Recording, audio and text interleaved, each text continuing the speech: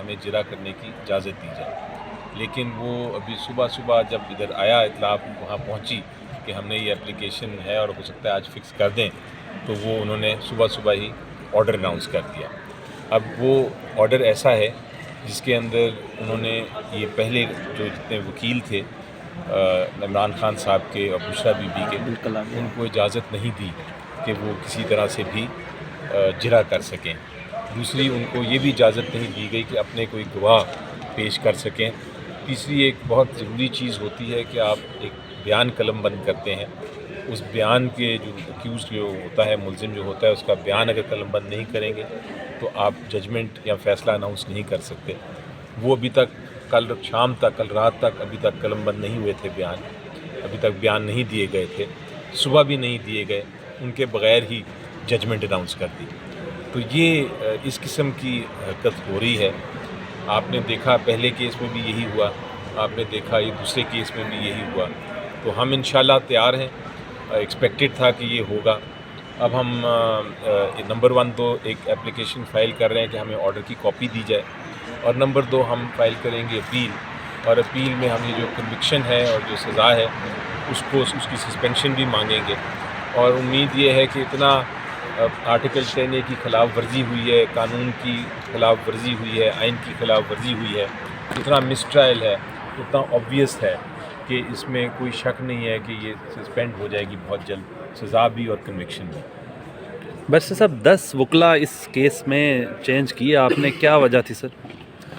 دیکھیں وہ تو اس کیس کی بات نہیں کر رہے، شاید آپ پہلے کیس کی بات کر رہے ہیں۔ اس کیس یہ توشہ خانہ کیس میں تو وہی وکیل تھے جو پہلے تھے، لیکن جو وکلا کی چینج کرنے کی بات ہے یہ درست نہیں ہے۔ جہاں تک مجھے علم ہے اور جہاں تک میں نے ریکارڈ دیکھا ہے، اس میں بڑا کلیئر بات ہے کہ جو وکیل شروع سے تھے وہی وکیل ہیں۔ کوسا صاحب جو ہیں وہ اس میں وکیل ہیں، اور ان کے ساتھ جو ایڈیشنل وکیل ہیں وہ ریپلیسمنٹ نہیں ہے، وہ ایڈیشنل وکیل ہیں، یعنی مزید اضافہ کیا اس ٹیم میں۔ وہ جو وکیل ہیں وہ اس لیے اضافہ کیا گیا کہ ٹرائل میں فیسیلیٹیٹ کیا جائے، ٹرائل میں کوئی ڈیلے نہ ہو۔ وکیل انکریز کرنے کا مقصد یہ ہوتا ہے کہ اگر ایک نہیں تو دوسرا نہیں تو تیسرا بھی جرا کر سکے، یہ مقصد تھا۔ وہ الٹا اس کو استعمال کرنے کی کوشش کی جا رہی ہے جیسے ہم کوئی ڈیلے کر رہے ہیں۔ یہ اس کے توشہ خانہ کیس کی آپ بات سنیں، آپ دیکھیں کہ شروع کب ہوا تھا، 9 جنوری کو۔ آج کیا دن ہے؟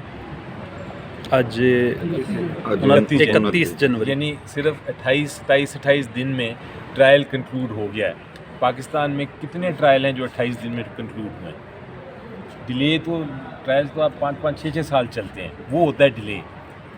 29 دن یا 27 دن میں کون سے ڈیلے کی آپ بات کر رہے ہیں جو آپ کہہ رہے ہیں کہ نہیں ہم نے اتنا آپ نے ڈیلے کر دیا کہ آپ اس کو اجازت ہی نہ دیں کہ آپ کراس ایگزامینیشن آپ کی جرا بھی ختم کر دیں گے، آپ اجازت ہی نہ دیں کہ آپ اپنی شہادت لے کے آئیں، آپ کو یہ اجازت نہیں کہ آپ کا وکیل ایک دن بیمار ہو جائے تو آپ کہتے ہیں کہ اس کو اگلے دن اجازت نہیں ہے کہ وہ پیش بھی ہو سکے۔ یہ اس قسم کی آپ نے کہاں دیکھا ہے پاکستان کی جوڈیشل ہسٹری میں، تاریخ میں اس طرح کی کیسز؟ برسر صاحب بشرا بی بی از خود گرفتاری دینے اڈیالہ چلی گئی ہیں آج؟ جی بالکل، تاکہ ایک باعزت طریقے سے یہ معاملہ ہو نپٹایا جائے، اور انشاءاللہ بڑی جلد وہ باہر آ جائیں گے۔ بیرسٹر علی ظفر کی گفتگو کی گئی ہے، آئیے سنتے ہیں۔ ہمیں جرا کرنے کی اجازت دی جائے، لیکن وہ ابھی صبح صبح جب ادھر آیا اطلاع وہاں پہنچی کہ ہم نے یہ اپلیکیشن ہے اور ہو سکتا ہے آج فکس کر دیں، تو وہ انہوں نے صبح صبح ہی آرڈر اناؤنس کر دیا۔ اب وہ آرڈر ایسا ہے جس کے اندر انہوں نے یہ پہلے جو جتنے وکیل تھے عمران خان صاحب کے اور بشرا بی بی کے، ان کو اجازت نہیں دی کہ وہ کسی طرح سے بھی جرا کر سکیں۔ دوسری، ان کو یہ بھی اجازت نہیں دی گئی کہ اپنے کوئی گواہ پیش کر سکیں۔ تیسری ایک بہت ضروری چیز ہوتی ہے کہ آپ ایک بیان قلم بند کرتے ہیں، اس بیان کے جو ایکیوزڈ جو ہوتا ہے، ملزم جو ہوتا ہے، اس کا بیان اگر قلم بند نہیں کریں گے تو آپ ججمنٹ یا فیصلہ اناؤنس نہیں کر سکتے۔ وہ ابھی تک کل شام تک، کل رات تک ابھی تک قلم بند نہیں ہوئے تھے بیان، ابھی تک بیان نہیں دیے گئے تھے، صبح بھی نہیں دیے گئے، ان کے بغیر ہی ججمنٹ اناؤنس کر دی۔ تو یہ اس قسم کی حرکت ہو رہی ہے۔ آپ نے دیکھا پہلے کیس میں بھی یہی ہوا، آپ نے دیکھا یہ دوسرے کیس میں بھی یہی ہوا، تو ہم انشاءاللہ تیار ہیں. ایکسپیکٹڈ تھا کہ یہ ہوگا. اب ہم نمبر 1 تو ایک اپلیکیشن فائل کر رہے ہیں کہ ہمیں آرڈر کی کاپی دی جائے, اور نمبر 2 ہم فائل کریں گے اپیل, اور اپیل میں ہم یہ جو کنوکشن ہے اور جو سزا ہے اس کی سسپینشن بھی مانگیں گے.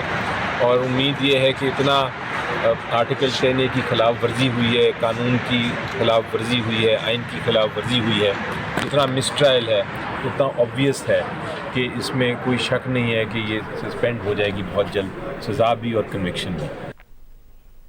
بیرسٹر علی ظفر کی گفتگو آپ نے ملاحظہ کی. مزمل شاہ کی طرف چلتے ہیں. مزمل صاحب بتائیے گا, آپ نے یہ گفتگو ملاحظہ کی ہے بیرسٹر علی ظفر کی, جس میں ان کا کہنا ہے کہ جب بیان ہی قلم بند نہیں ہوئے اس کے بغیر آپ ججمنٹ اور فیصلہ کیسے دے سکتے ہیں؟